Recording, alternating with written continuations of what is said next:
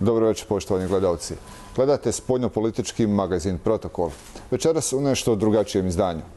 Gost Protokola je šejih Imran Nazar Hosein, ugledni islamski teolog i filozof.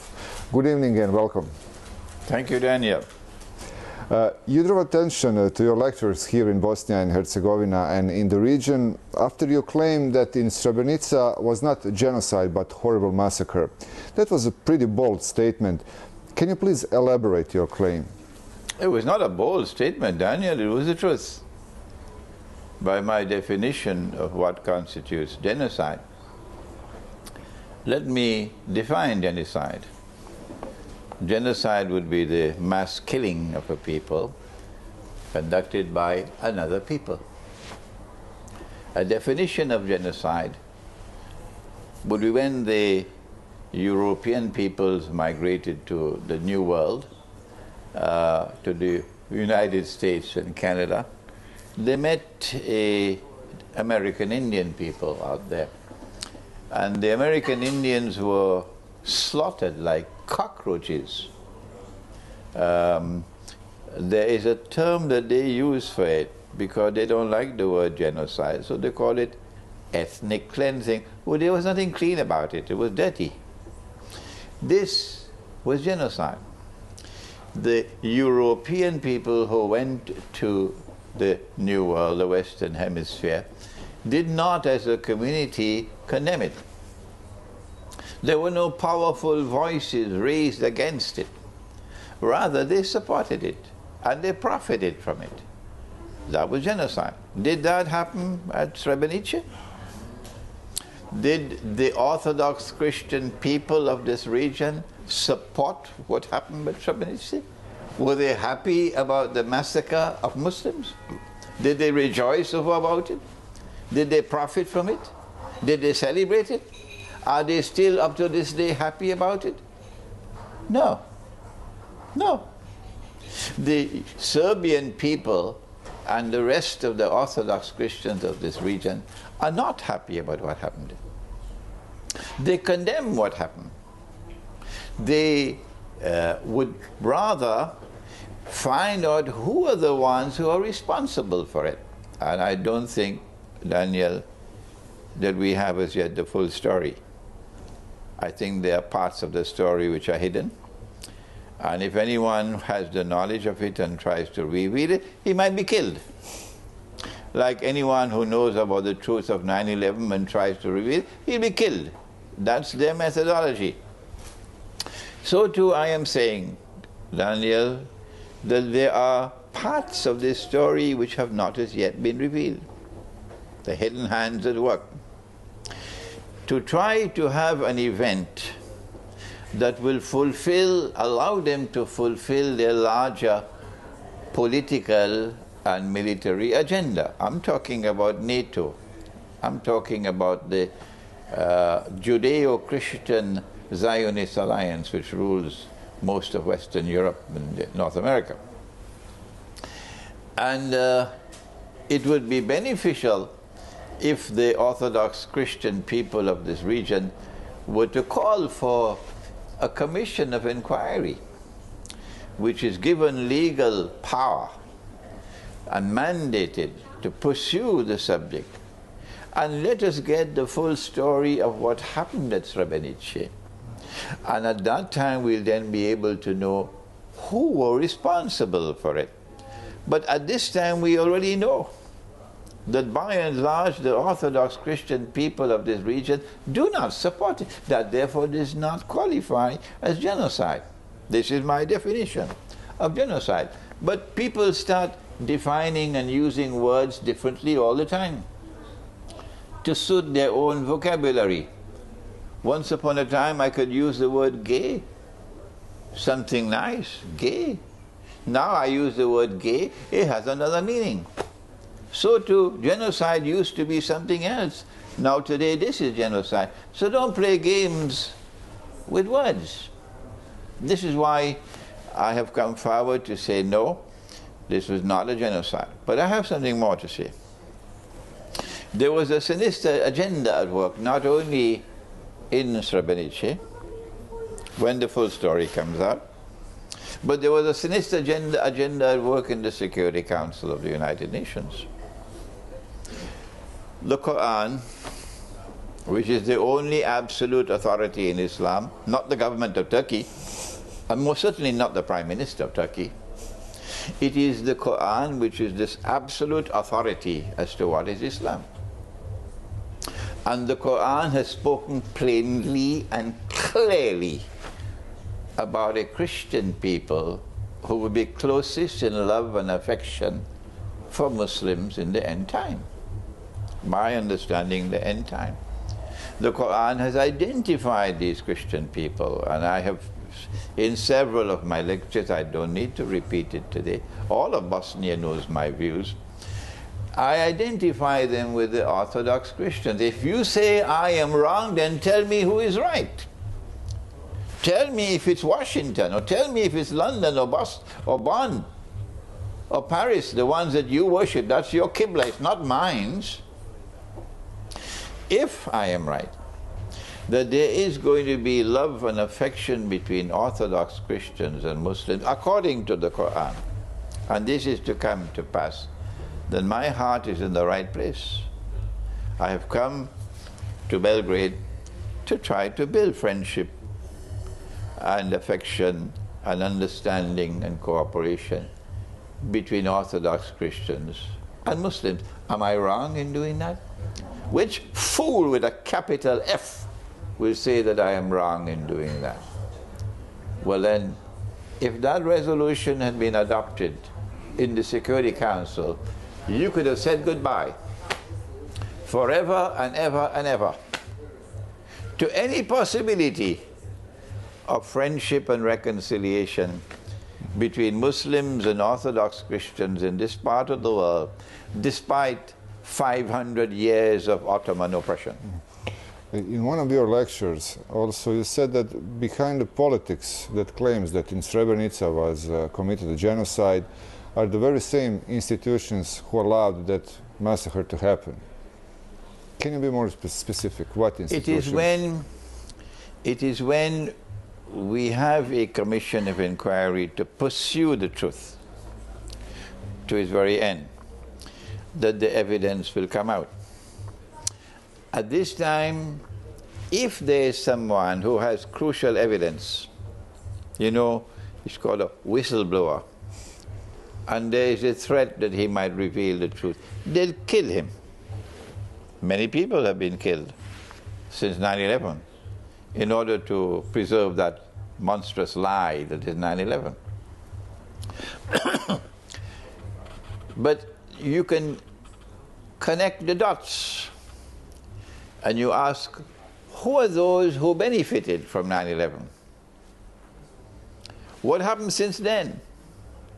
Similarly, you can look to Srebrenica and ask, who are those who benefited from it?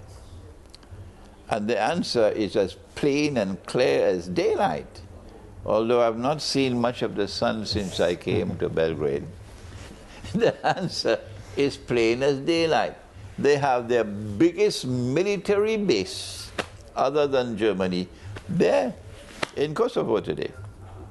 They have all of these countries as members of their NATO, which is the military arm of the Judeo-Christian Zionist alliance. If the Muslims of that part of the world did not know it, if their Islamic scholars did not teach them, it's about time for Imran to tell them that the Book of Allah, the Quran, prohibits you from being a member of NATO. Of course, the Turkish Prime Minister doesn't know that. I don't know if he reads the Quran. The Book of Allah, the Quran, prohibits you from being a member of NATO. Where in the Book of Quran? Go and look, listen to my lectures. So the answer to your question is, you cannot provide the evidence in concrete form because they'll kill the whistleblower. The way you know it is to see who have benefited from Srebrenica. And the answer is very clear and plain. NATO has benefited.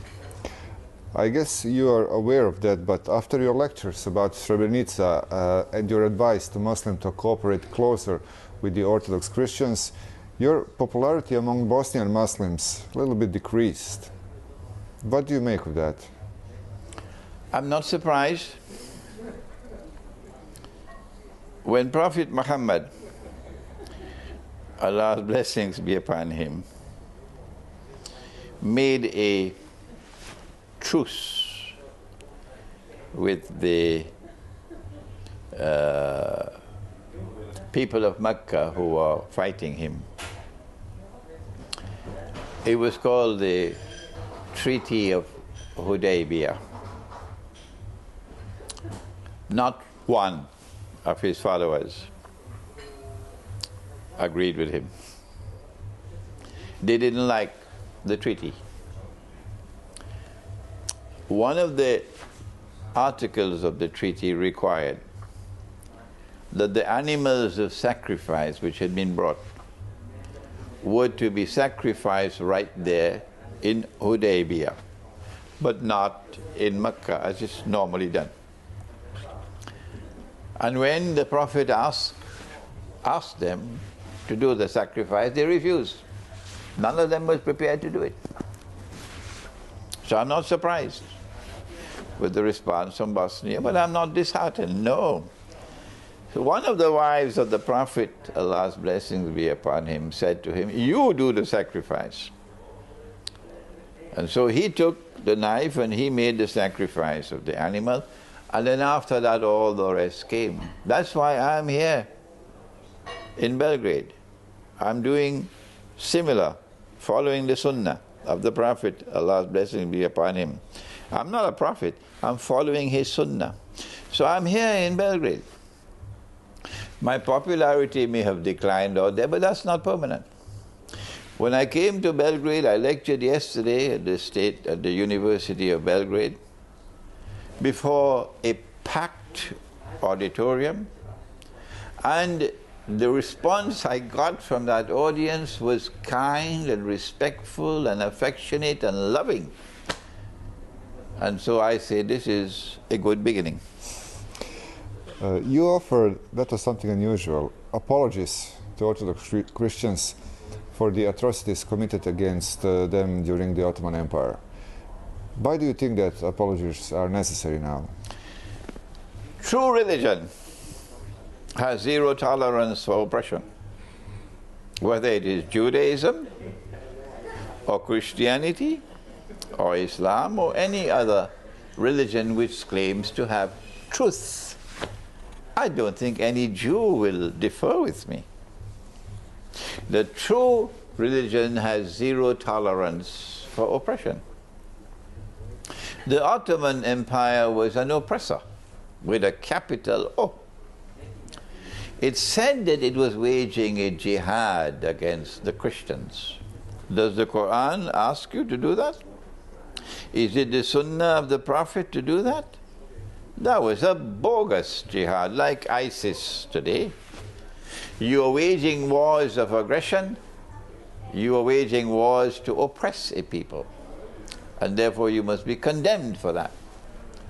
That oppression continued for 600 years, and it was done in the name of Islam. That's why I have to apologize. Not only were the Christians deceived into believing that it was Islam which was victorious on the battlefield of Kosovo. That's what the Christians believed. Islam defeated us. They were deceived. No, it was not Islam. It was Gog and Magog. It was not Islam. It was Gog and Magog, and I am the scholar who's pursuing the subject of eschatology. So I do have some credentials to speak about Gog and Magog. Of course, when I make a statement, you're free to differ with me. But if I'm wrong, you must tell me what is right. Otherwise, it's arrogance. Not only did they deceive the Christians, they deceived the Muslims as well. And the Muslims believed that this was a great Islamic empire fighting jihad on the name of Islam. And all those who die killing the Christians will go to heaven. They deceived them. One of the reasons why they were able to deceive them was because they achieved what I thought would have been impossible. They took the capital of Islam from the Arab world and brought it to the capital city of the Orthodox Christian world. There are many strange things which have happened in history, Daniel, but I don't find anything to beat this one. To take the capital of the Muslim world and bring it and park it up in the capital of the Orthodox Christian world. And now you have credentials to speak for Islam. That's how they managed to deceive the Muslim world, that they were great representatives of Islam. Don't come to me and tell me the Ottoman Empire did this which was good and that which was good and that which was good. It's irrelevant. My statement is that the Ottoman Empire was an oppressor. Yes or no? Once it is an oppressor, it is not representative of Islam. Do you think that apology is necessary from the other side too? Whatever was done in the name of Islam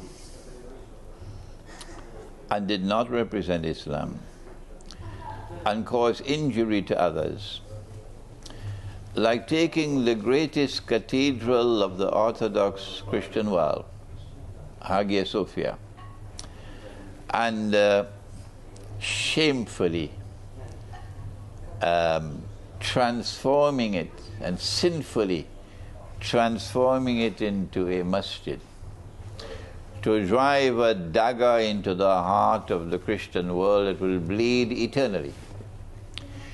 I have a duty to set the record straight. I have a duty to say this was shameful, disgraceful, sinful. And I have a duty to apologize on behalf of Islam. In doing so, I'm setting an example. And I hope I'm not doing it in any way condescendingly or arrogantly. I'm setting an example. It is not for me to turn to the Orthodox Christian world, my brothers, to say you were wrong in doing this and you were wrong in doing that and you did this which was wrong. No. It is for my brother, the Orthodox Christian, and he is my brother.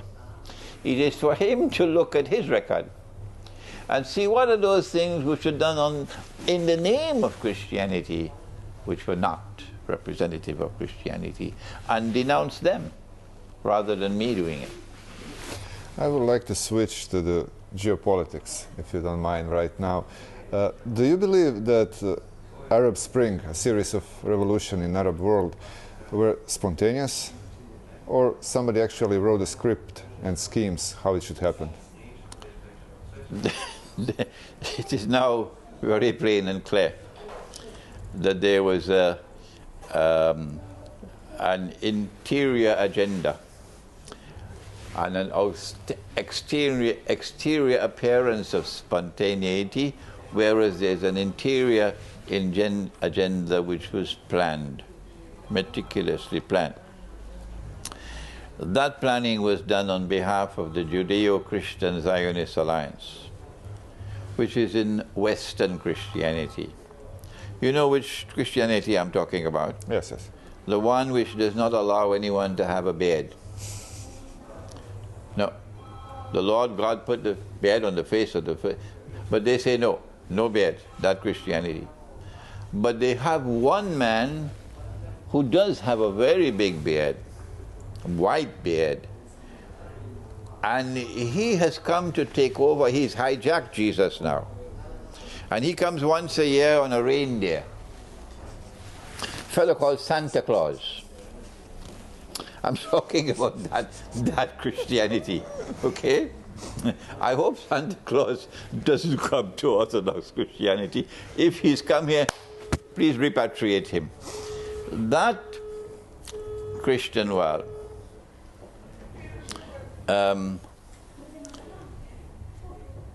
is different from this Christian world.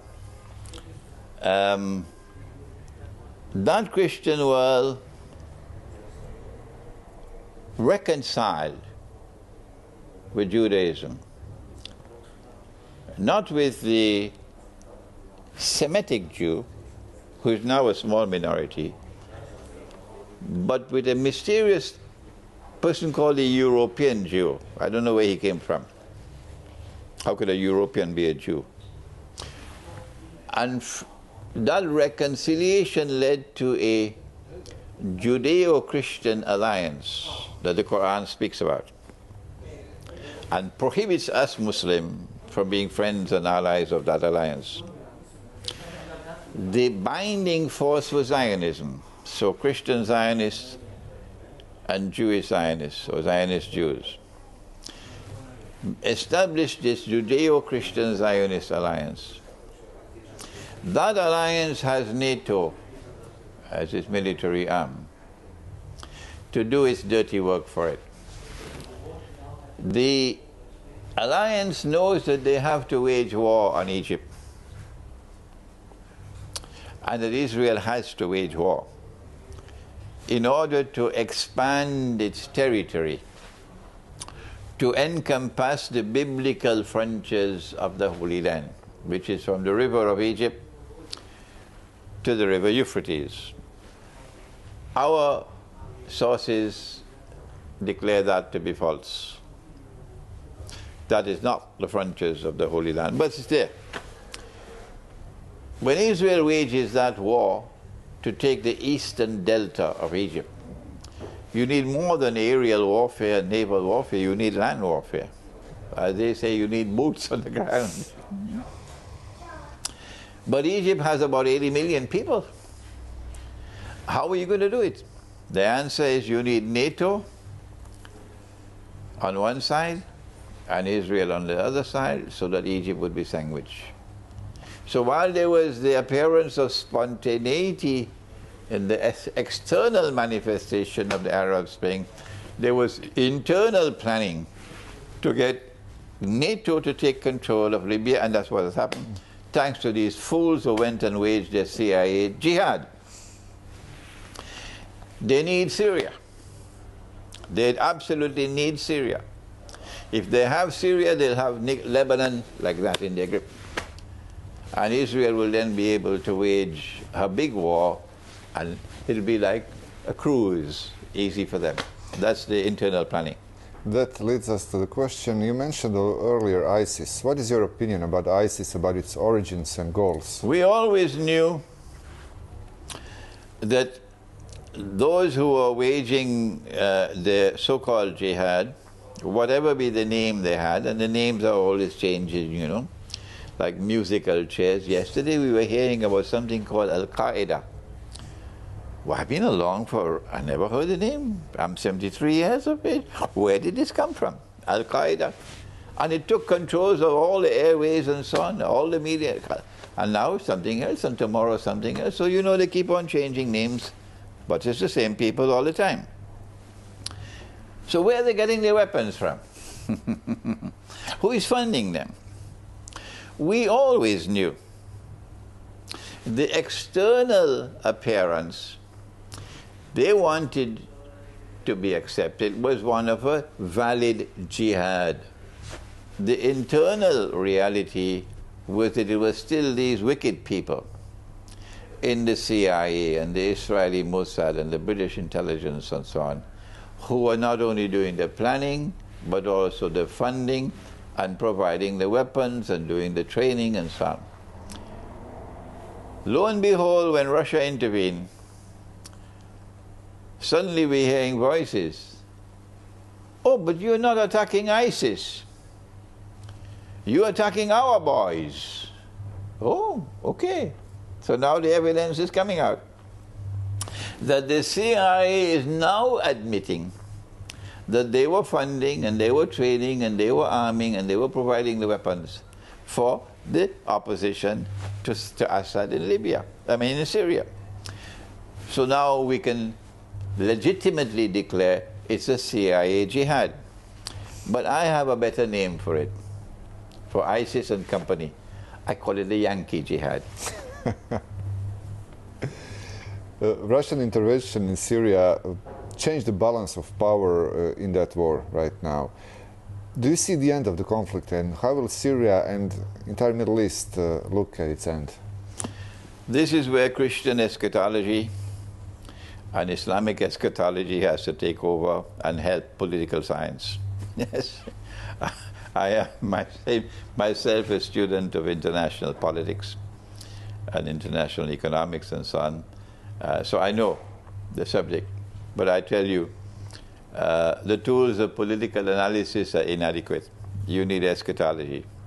And Christian eschatology and Islamic eschatology has to come together and interact with each other, because there's that in Christian eschatology which we don't have, and there's that in Islamic eschatology that you don't have. So I have to learn, I have to listen, I have to benefit from Christian eschatology. And I hope that the Christian will also want to listen and learn from what I have to offer in Islamic eschatology. The eschatological perspective that we bring allows us to recognize that we are now located at a moment in the historical process which is a moment of transition from, in the same way there's transition from Pax Britannica to Pax Americana. We are now in transition from Pax Americana to something which is to come after it. We recognize it to be Pax Judaica. Pax means peace, but there's nothing peaceful about it. There's only blood and lies. So the name Pax is a misnomer. This so-called Pax Judaica is to replace Pax Americana, which is why the US dollar is now in irreversible decline, which is why the United States as a power in the world, the ruling state, is now in irreversible decline. And we recognize that in order for Pax Americana to replace Pax Britannica, not only was there a requirement for change in the monetary system, with the British pound giving way to the US dollar, but great wars had to be fought. First World War and Second World War. Millions had to die.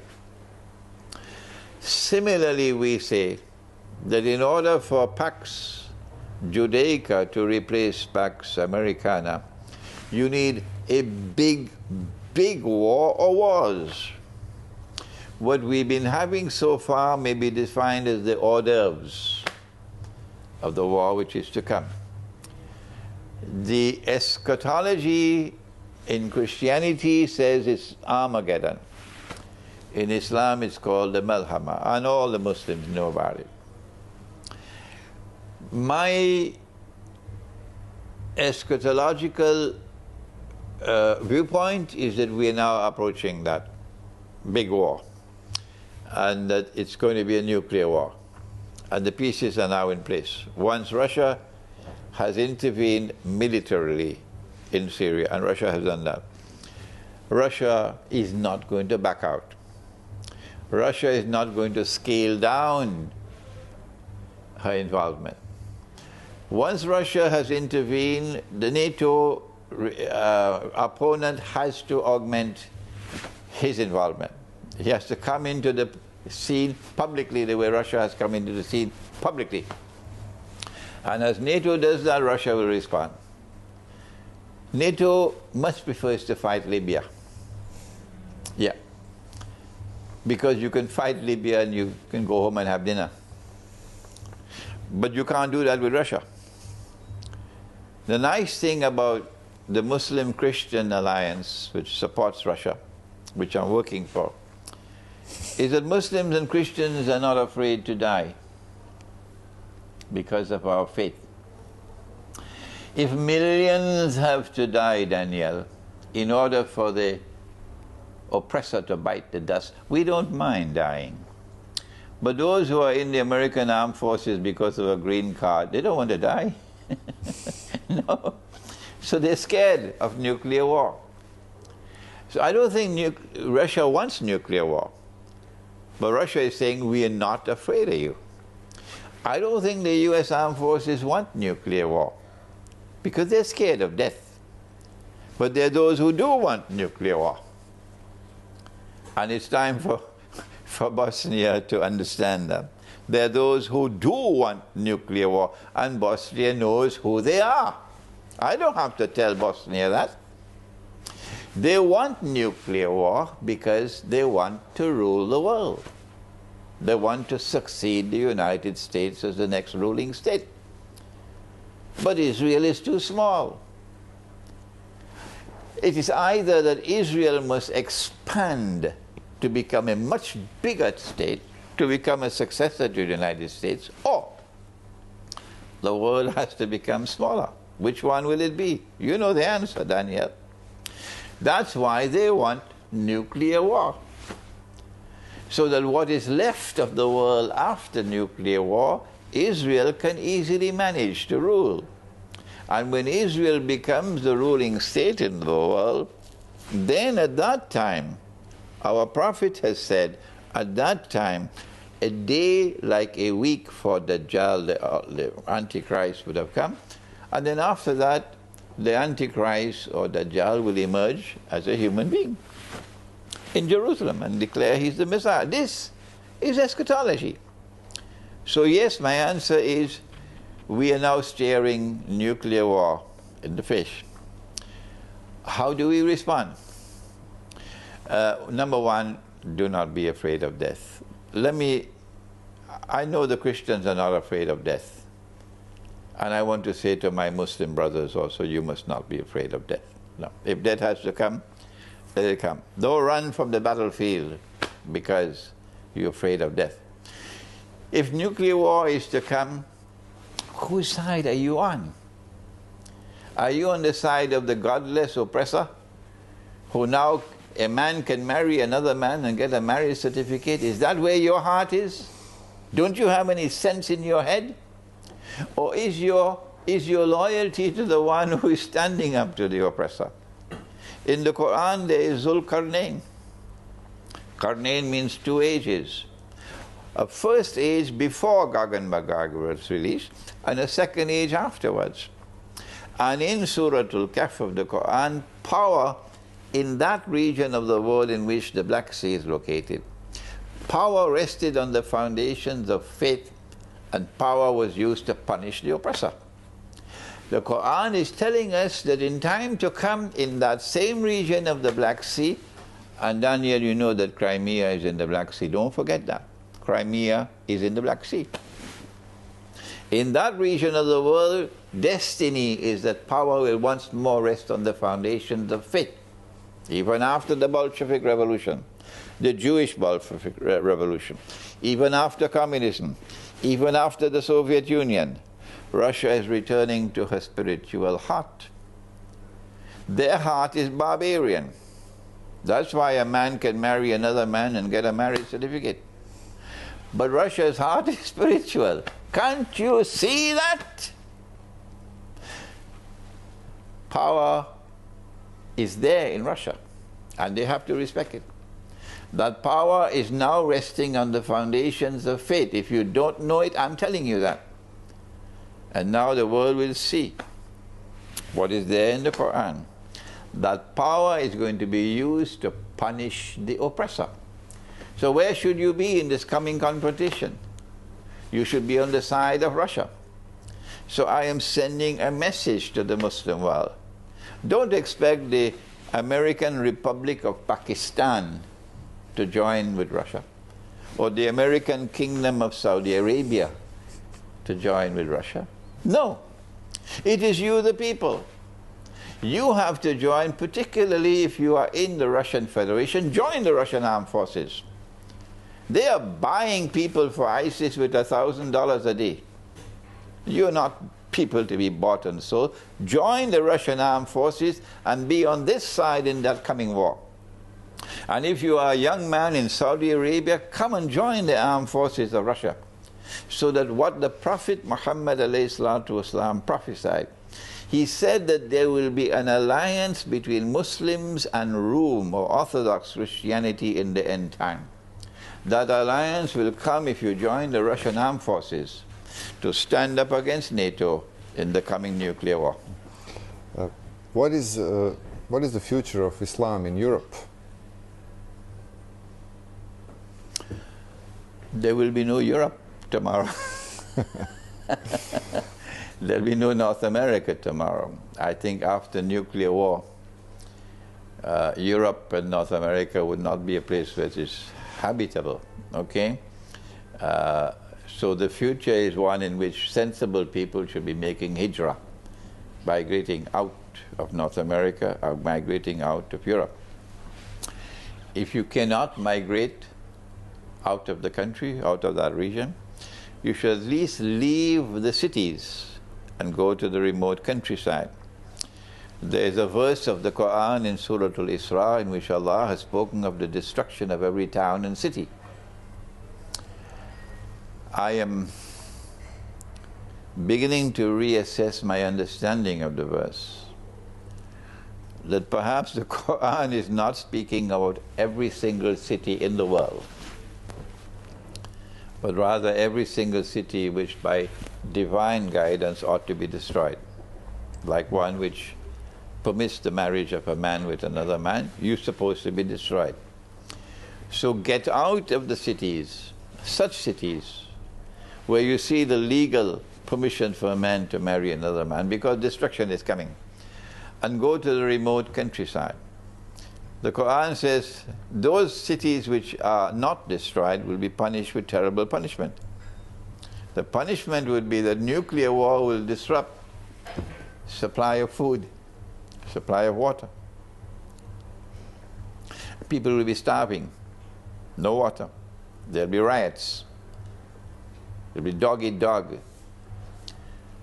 And so the message that we send, while others are busy eating McDonald's hamburgers, our message is we have a little time left.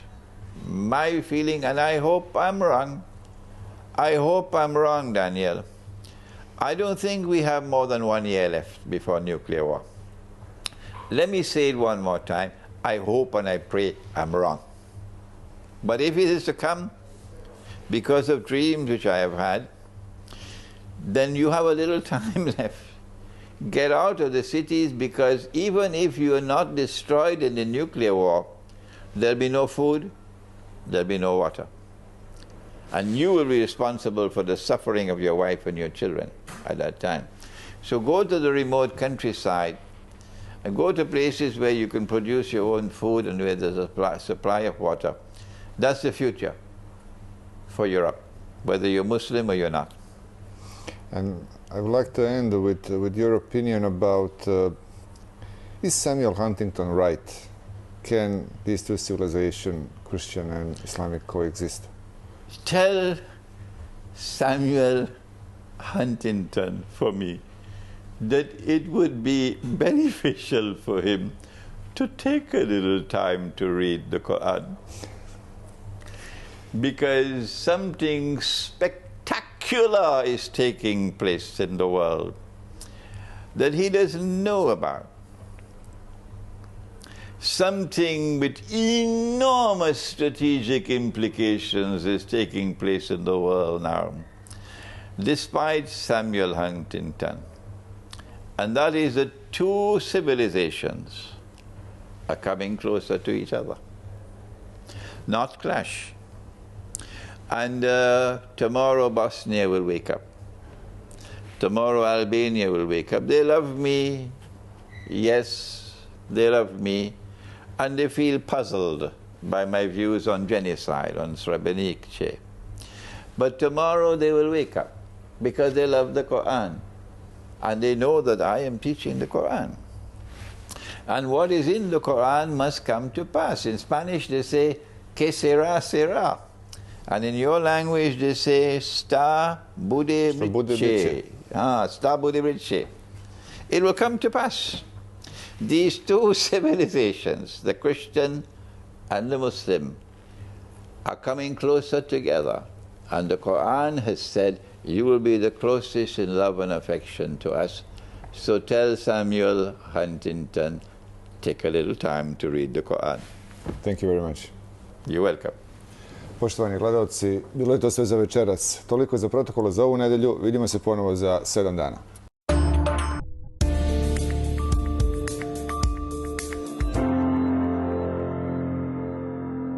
Pretplati se na novu Open Big Box videoteku i uživaj neograničeno u više hiljada časova TV serija, filmskih klasika i Disneyjevi crtića dostupnih pritiskom na dugme. Kad god to želiš i koliko puta želiš, bez prekida reklamama. Ne propusti i popust na Open pretplatu sa gratis razgovorima prema MTS fiksnoj mreži u Srbiji. Pored toga odaberi novi Samsung TV na rate. Više od televizije. MTL Open. Otvoreno za sve. Imamo veliko dvorište, kuću na sprat, iza kuće sve prateće objekte, štalu i voćnjak sa 2 hektara šljive savke. Čovjek bi rekao malo li je. Pravo da vam kažem, i nije malo, mada može to puno bolje. To će tek da vrijedi. Jedina uknjižena imovina je vrijedna imovina. Odazovi se našem pozivu za izlaganje i uknjiži svoju nepokretnost potpuno besplatno. Uknjiženo vrijedi više. Republička uprava za geodetske i imovinsko-pravne poslove Republike Srpske. Kupite svoju kartu za biznis prve klase. Poslujte sa novim M-Biz tarifama sa neograničenim razgovorima prema fiksnim mrežama u BiH, neograničenim SMS-om i mobilnim internetom, uz dodatne bonus minute za pozive prema Srbiji. A iz bogate ponude izaberite jedan od atraktivnih uređaja za 1 km. MTL. Imate prijatelje.